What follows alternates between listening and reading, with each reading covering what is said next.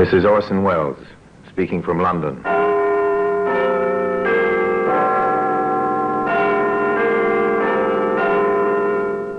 A repository of death.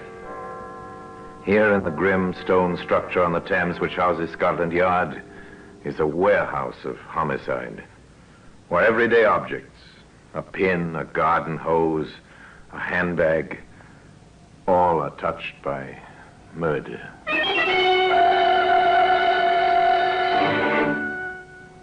Here's a car tire. There were 3 others, all attached to a sedan. They were removed.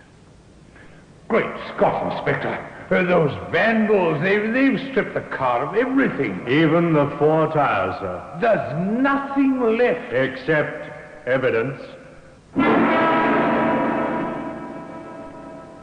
Now, today, one of those tires, the one that became a vital clue in the case, can be seen in the Black Museum.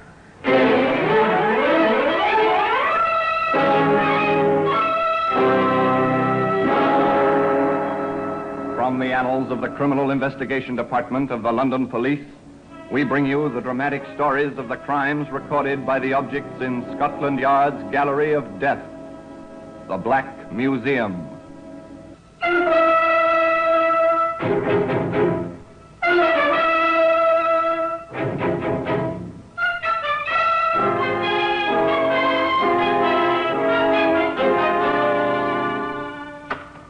Well, here we are, in the Black Museum. Scotland Yard's Museum of Murder. Yes, here lies death. On the shelves, around the walls, death in many disguises. Here's a length of electric wiring. The protective insulation has been stripped away. The man touched it. He died. The jury found it was murder. Here's a card.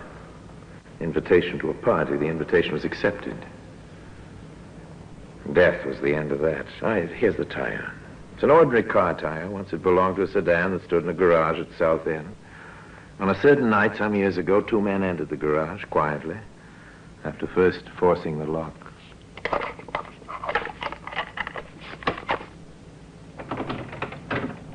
There we are, Ted. Good work, Harry. Look at her. Brand sparking new. And she's ours once we get her out of the garage. Quietly does it. I'll take off the brake.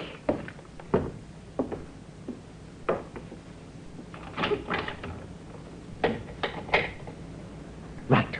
We'll push her out in the street and down the road a bit. Okay, I'm ready. The object of this stealthy midnight visit was a new car. The 2 men pushed the automobile down the slope of the road, jumping in when the car began to gather speed. All right, Harry. Get in. Oh, nice going. Get her started, Ted. Right.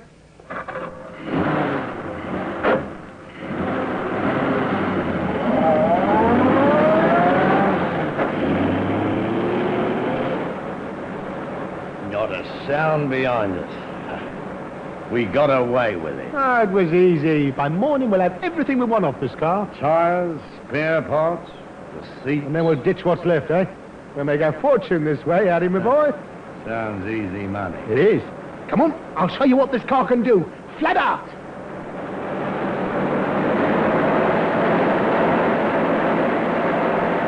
A car traveling fast along the road to Eastwood. Its twin lights cutting beams in the darkness of the night. And a policeman cycling homeward. Hello? What's that up there ahead? What? A man in the center of the roadway. Oh, wait till our lights pick him up clearly. It's a copper. Oh? And he's got his hand up, signaling us to stop. Ted, you don't think... What, the word's got out this car's been pinched? Not a chance. And what's this copper doing? Oh, might want to lift home, you never know. There's his bike at the side of the road. Ted, I don't like Take it. it easy, will you? We'll bluff our way out. If he makes trouble, I can handle him. Well, go easy on using that gun. Leave it to me. Good evening, Constable. Anything the matter? I'll have to ask you not to speed like that along this road, sir. Were we speeding? Well, I think you know you were, sir, you know. There's been a number of serious accidents around here lately. Oh, dear. Now, may I see your license? My license? Yes, sir. You know, funny thing, I'm afraid I don't have it on me, Constable. Then I'll have to request some other means of identification, sir. Well, you know, I haven't anything on me at all. Well, where are you going, sir, and where have you come from? Well, we're just driving. Is the car yours? No, Constable. The car belongs to me. Oh, I see, sir. Then, would you tell me its number? It's on the front of the car if you want to see it. I know the number, but do you? Well, no, not offhand. As I thought, sir. This is a stolen car. Stolen? You'd both better get out. Now, come on. I'll have to take down some particulars. Yeah, what makes you think you can order us around, eh? Get out, I said. Come on. I want your names. And put that gun away. Say your prayers, copper. Give me that gun. Don't let him take it, Ted. Yeah. I won't, don't worry. You ask for trouble, copper, you're going to get it.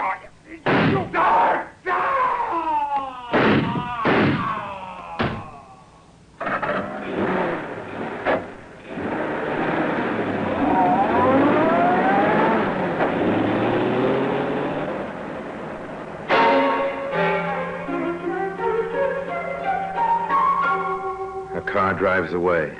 A man lies dead on the roadway. A murder has been committed. Murder of a policeman.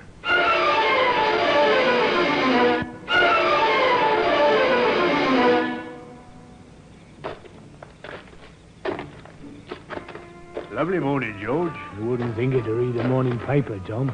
Nothing in it but crime. You won't find much crime round these parts. Here, what's the matter with your dog? Oh, he seems to have found something ahead there. Well, it's not like him to get that excited. What's the matter with him? Yeah, wait a minute, George. Huh? Unless I'm mistaken, it ain't only in the morning papers you'll find crime. What do you mean? Well, ahead there. Yeah? Over by the side of the road. It looks like a man. So it does. Come on.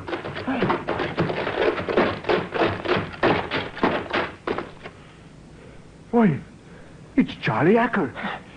He's dead. By morning, Scotland Yard was represented at the scene of the crime by Inspector Clancy and Detective Sergeant Redding.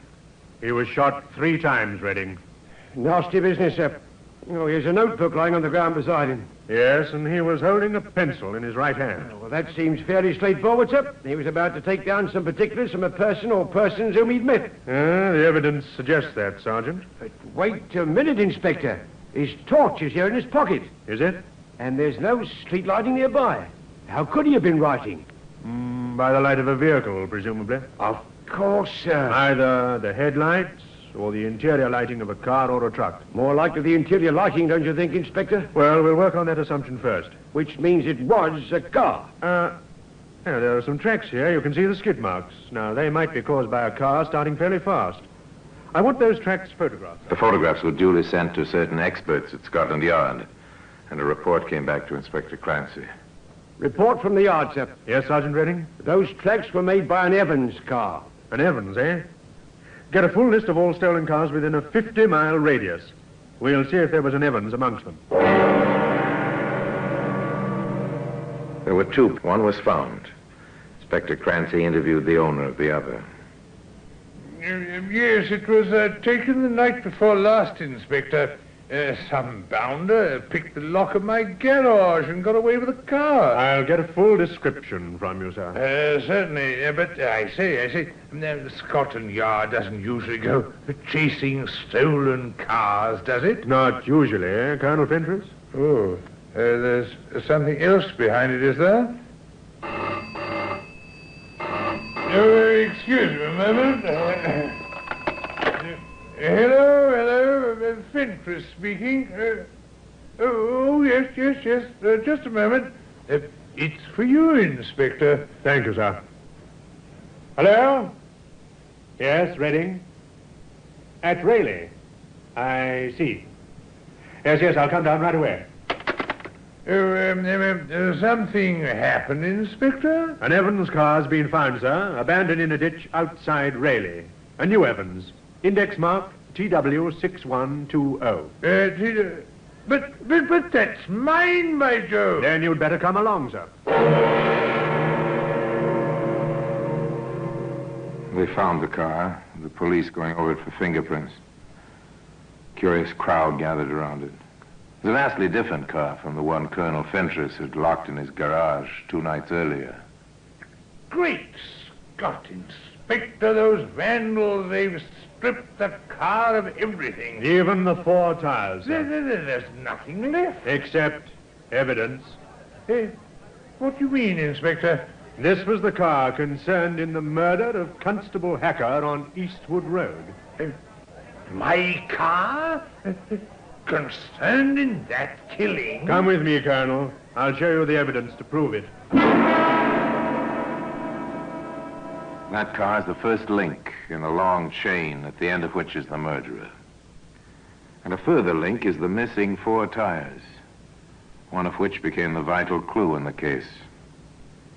That tire can be seen today in the Black Museum.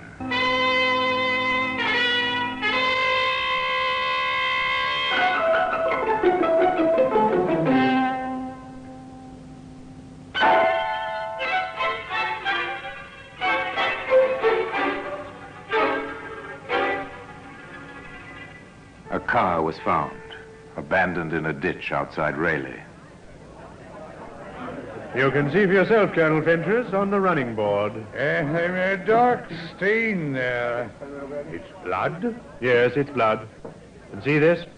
A spent cartridge case. It was found on the floor of the car. Then my car was concerned in that poor fellow's murder? We'll make confirmatory tests, of course.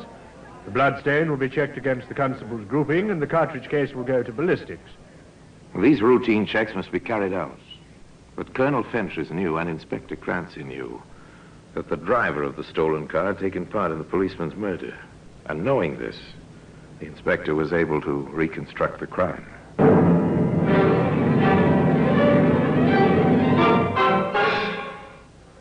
We don't know why Constable Hacker pulled the car up, Sergeant. He was cycling home. Perhaps the Evans car was speeding. Well, whatever the reason, he called on it to halt. And in the process of questioning, he came to realize the car was stolen. He'd have brought out his notebook and pencil to take down some particulars, sir. And for doing that, he was killed. The picture of the crime was clear, but now, how to find the driver of the car? Nothing was known about him. There were no eyewitnesses.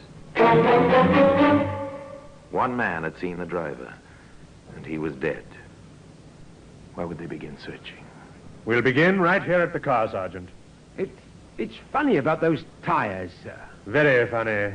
But not only the tires are missing. No, the toolkit's been taken, and the jack, and most of the spare parts. The windscreen wiper's been removed, so have the headlamps and a car radio Colonel Fentress had installed.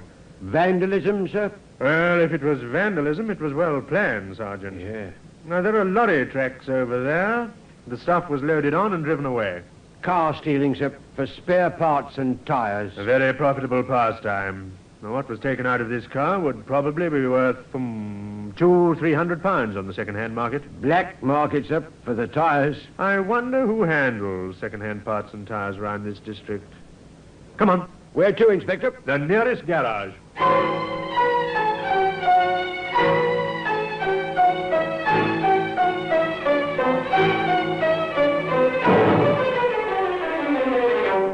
They found a garage less than half a mile away. The proprietor, reassured that he was not under suspicion, proved to be helpful. Spare parts and tires. Quite a few places around here who handles them, Inspector. Could you list them for us, sir?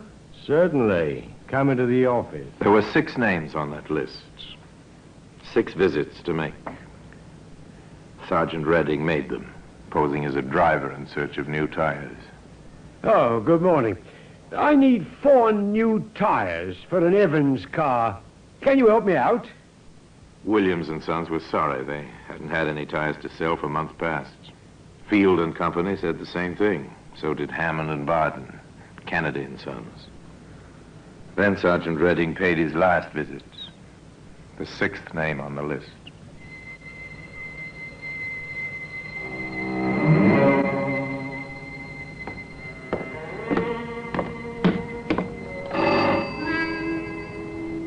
A small motor workshop on the road out of Eastwood. A car was being overhauled by a mechanic. A lorry stood on a vacant block of land beside the workshop. A sign at the front of the building said, Randolph and Burns, motor engineers and spare parts. Yes, sir? I need 4 new tires for an Evans car. Can you help me out? An Evans?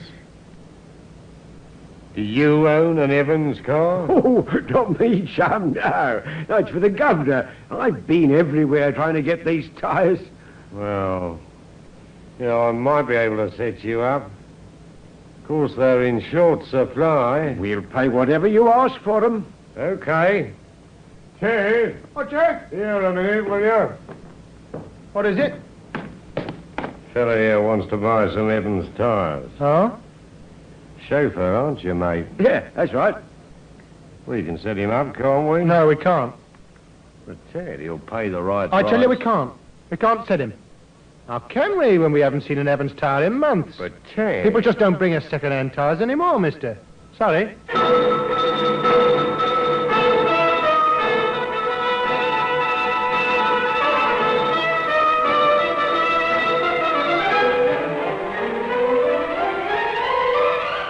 The sergeant went back to where Inspector Clancy was waiting for his report.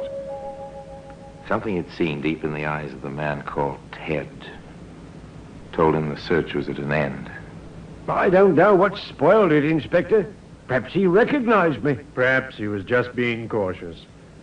You say the other man was ready to sell you the tires? Ready and willing, sir. I think they're the ones we want. I'm almost sure of it. All right, we'll make some further inquiries about them both. First of all, their business registration. We'll get their full names from that. The Business Records Office holds many secrets. The directors of England's leading companies, the balance of power in mighty industrial concerns. It also lists the many thousands of small businesses, companies, partnerships, sole traders, their trade and management personnel. Here we are, Sergeant. Randolph and Burns, motor engineers, Eastwood. Partners Edward Burns That'll be your friend Ted. and Harold Randolph. Probably the other man I spoke to. Well, take a note of their names. We'll see if the method index section knows them.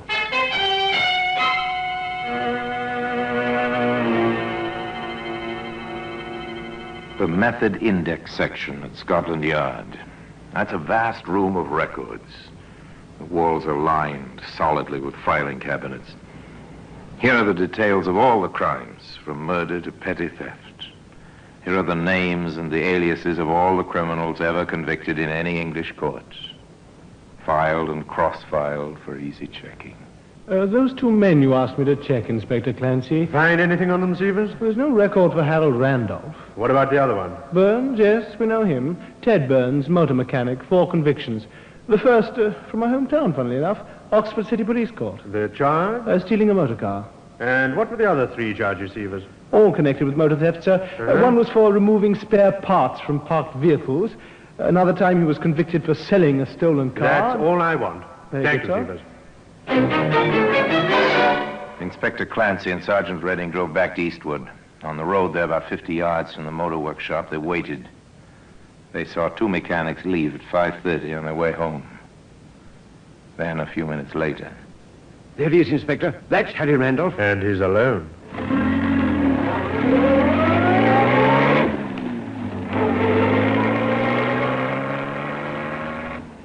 It was a very peaceful scene. The casual passerby would have noticed a dark sedan slowing down beside a thick-set man in overalls.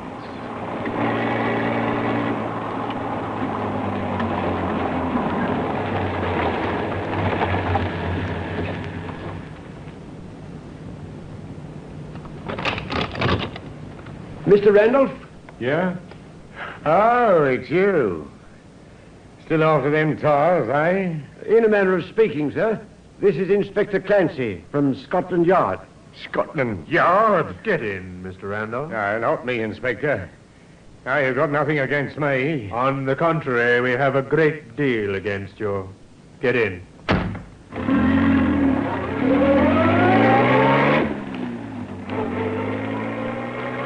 Randolph was defiant at first, but when the advantages of turning King's evidence were pointed out to him, he became almost verbose. It wasn't me who thought of the scheme. I was talked into it by him. The scheme being to steal cars, sell their spare parts and tires, and abandon them? Yeah. Ted said we couldn't get enough parts and tires to stay in business otherwise. He talked me into helping him to pinch the Evans. Well, go on. Well, everything was sweet, and then on the way back to Eastwood, the cop signals us to stop. Tells us we were speeding. He'd have got our names and all. So you shot him, dead? I didn't do it. Ted shot him. The gun's hidden in the desk down at our works. His fingerprints will be on it. I told him not to shoot. He wouldn't listen. We took the lorry down and got everything we could from the car and brought it back. And where is that stuff now? Well, some of it we sold, and 3 of the tires went off late today. I would have sold a lot to the copper here, but Ted was wise to him. He can smell coppers. 3 were sold. Then 1 tire is left on the premises? Yeah. But listen, won't you? I might have helped to pinch the car, but I'd nothing to do with the murder. Ted did that. He shot the copper. A report on the tyre we found on the premises, sir. It comes from an Evans car, all right, and matches the tracks near Constable Hacker's body. Then our case is complete, Sergeant. The gun was found, the fingerprints on the wheel rims belong to Randolph and Burns, and now the tyre.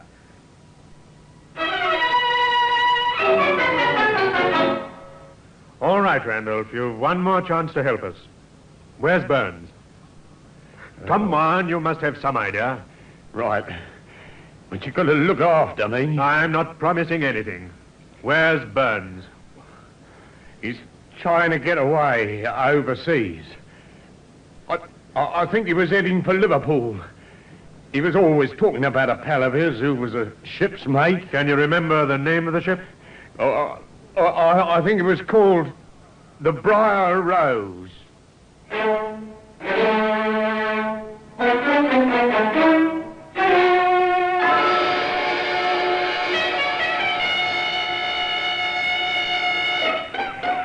I have reason to believe your name is Ted Burns. Ted what? You got the wrong man, Sam. I don't think so, Mr. Burns. I have here a warrant for your arrest on a charge of murder. Hey, you got nothing on me? You got no evidence? Oh, yes, we have, Mr. Burns. All the evidence we need. And today, that tire occupies a place in the Black Museum.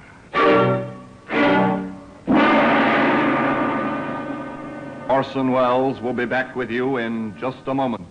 The murder of Constable Hacker on the lonely Eastwood Road was solved by the patient methods of Scotland Yard and by the talking of Harry Randolph, whose verbosity put him behind bars for many years to come and brought his unholy friend Ted Burns to the last walk and the end of a rope one morning at 8 o'clock.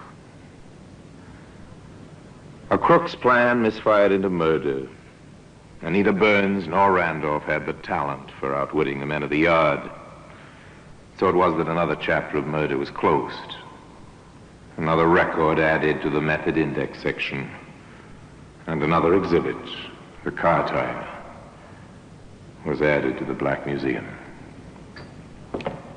And now until we meet next time in the same place and I tell you another story about the Black Museum, I remain as always obediently yours.